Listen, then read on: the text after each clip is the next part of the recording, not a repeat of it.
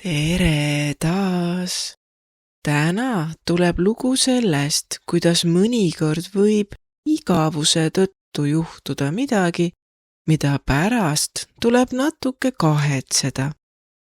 See on Võlusopi 27. lugu, kui igavusest tuleb tüli.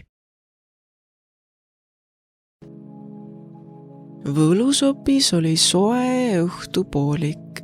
Tuul liigutas aeglaselt suure tamme lehti ja kuskil kaugemal harjutasid konnad laulmist. See ei õnnestunud neil eriti hästi. Suure tamme all istusid Lumi ja Runo. Runo meisterdas puidust rada, mille peal pidid käbid ise mäest alla veerema hakkama. Mis see on? Küsis Lumi. Runo sättis väikest pulka paika. Automaatne käbiveeremissüsteem. Lumi vaatas rada pikalt. See nimi on keerulisem kui see rada. Runo noogutas rahulolevalt. Allpool olid sipelgad käbisid sorteerimas. Männikäbid ühes hunnikus ja kuusekäbid teises. Kui kõik õigesti töötab, ütles Runo, siis liigub käbi täpselt siit, siia ja siis siia. Ta sättis viimast pulka paika. Käbi veeres ja kukkus kohe rajalt maha ja ei jõudnudki alla. Runo jäi vait. See oli testkäbi, ütles ta lõpuks rahulikult. Lumi muigas tasakesi. Siira oli tamme oksa peal pea alaspidi ja ohkas. Mul on igav. Keegi ei vastanud. Päriselt ka, jätkas Siira. Nagu väga igav. Runo oli liiga keskendunud. Mul on päriselt igav, ütles Siira nüüd kõvemini. Sa võid meid aidata, ütles Lumi pehmelt. Ma ei taha aidata, ma tahan, et midagi juhtuks. Runo tõstis sõrme. Tehniliselt asjad juba juhtuvad. Siira vaatas teda tühja pilguga. Sa oled nagu kõndiv kodutöö. Lumi turtsatas vaikselt naerda. Siis korjas ta sambla seest väikese käbi. Vahel on vaiksed asjad ka huvitavad. Siira vajus oksa pealt alla samblasse. Jah, aga täna mu sees ei ole vaikne. Ta vaatas Runo ehitust ja muigas. Teie süsteem on liiga igav. Ja enne kui keegi jõudis reageerida, Siira võttis ühe väikese pulga ja toksas sellega Runo ehitist. Palun ära liiguta seda, ütles Runo kiiresti. Ma ainult natukene. Ta toksas uuesti. Üks rajajupp vajus viltu. Runo käbi hakkas liikuma veeres mööda rada alla ja lendas otse sipelgate käbi hunnikusse. Käbid paiskusid laiali. Vaikus, täielik vaikus. Üks sipelgas vaatas segamini hunnikut ja sosistas. Need olid tähestiku järgi. Teine sipelgas pani jalad pea peale. Mitte jälle. Ja siis Siira hakkas naerma. Mitte pahasti, lihtsalt liiga kõvasti selle hetke jaoks. See oli ju natuke naljakas. Runo korjas oma rajajuppe kokku. Ta ei öelnud midagi. Lumi ei naernud, ta vaatas Siirat. Ma arvan, et meile ei tundunud see naljakas. Siira kehitas õlgu. Aga muidu ei juhtunud siin ju midagi. Üks väike sipelgas istus nüüd keset segamini hunnikut ja nägi välja, nagu hakkaks ta kohe nutma. Me olime 3 tundi sorteerinud. Siira naer jäi väiksemaks. Ma tegin lihtsalt nalja. Lumi vaatas teda vaikselt. Mõni nali teeb teistel kõhus imeliku tunde.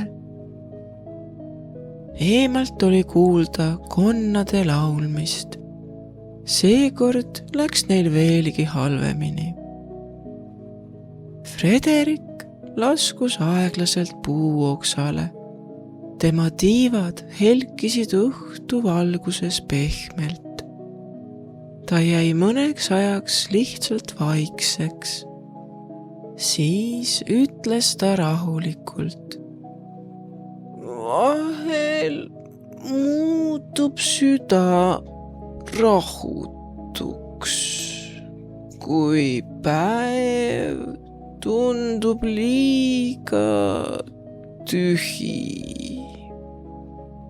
Siira vaatas maha. Ta lükkas sambla sees väikest kivikest edasi. Ma ei tahtnud tüli teha, pomises ta. Ma lihtsalt tahtsin, et midagi juhtuks.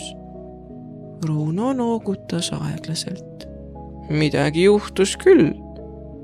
See ei olnud kuri lause. Ja sellepärast tunduski see natuke raske. Mul oli lihtsalt igav.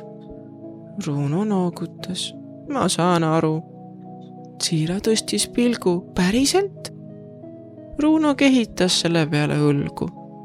Mina tegin eelmisel nädalal kogemata plahvatuse, ainult sellepärast, et ma tahtsin näha, mis juhtub. Lumi vaatas teda. See ei olnud väike plahvatus. Nüüd ma olen targem, ütles Runo väärikalt. Siira muigas. Vahel tundub igavus nagu tühi koht. Ja siis tahab süda, et midagi juhtuks, ütles Frederik. Runo istus oma katkise raja kõrval. Aga mõni asi võib katki minna, ütles ta. See ei olnud päris kuri lause. Aga Siira tundis kõhus väikest keerulist tunnet. Nagu siis, kui oled liiga kiiresti karusselli pealt maha tulnud. Ta vaatas sipelgaid. Nad sorteerisid uuesti käbisid. Väga aeglaselt. Üks sipelgas nuuksatas. Me olime juba peaaegu valmis. Ja Siira sees tekkis jälle see kummaline tunne. Natuke raske, natuke kriipiv. Frederik liigutas aeglaselt tiibu. Vahel teeb süda tüli, mitte kurjusest, vaid sellest, et keegi lõpuks vaataks tema poole. Siira istus vaikselt sipelgate kõrvale. Mõnda aega ei öelnud ta midagi. Siis võttis ta käbi ja pani selle ühte hunnikusse. See on kuusekäbi, ütles sipelgas tõsiselt. Need kõik näevad ühesugused välja, pomises Siira. Sipelgas ahmis õhku. Ei näe! Lumi muigas tasakesi. Runo sättis oma raja uuesti paika. Päike oli nüüd pehmem, õhk oli vaiksem. Runo pani viimase käbi rajale. See veeres ilusti mööda rada alla, ilma kukkumata. Nüüd töötab. Siira vaatas, kuidas tema sõbrad vaikselt tegutsesid. ja seekord ei tundunud vaikus enam päris nii igav. Vahel ei taha süda pahandust teha. Vahel tahab ta lihtsalt, et midagi juhtuks. Ja vahel muutub igav või sassis tunne nii suureks, et tüli tuleb enne, kui arugi saad. Kui sees on liiga igav või rahutu tunne, siis ei pea tüli tegema. Vahel aitab see, kui lähed kellegi juurde ja ütled, kas teeme midagi koos. Just.